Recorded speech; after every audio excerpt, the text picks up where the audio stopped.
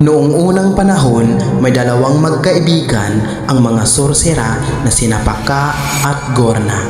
Sila ay napadpad sa isang lugar na halos walang nakatira roon. Sila ay namangha sa ganda ng lugar, mapayapa at masagana, kung kaya't sila ay nagpasya na manirahan doon. At nang maglaon, tinawag nila itong Nayalan Mo.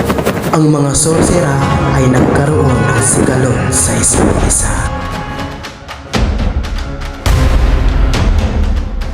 Sige, bala!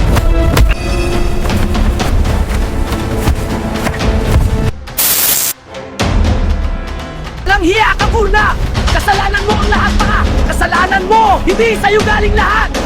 Pasniya ko na! Pasniya! Ah!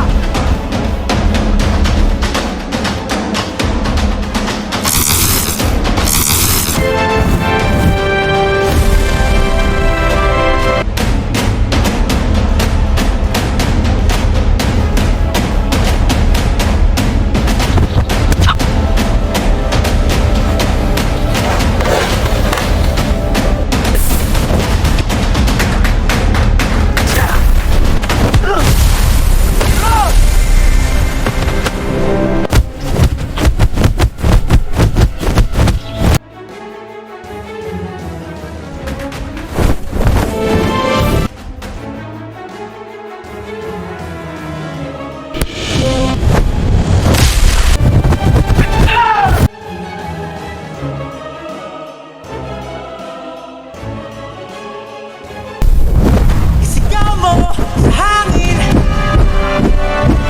tumindig at magsilbi.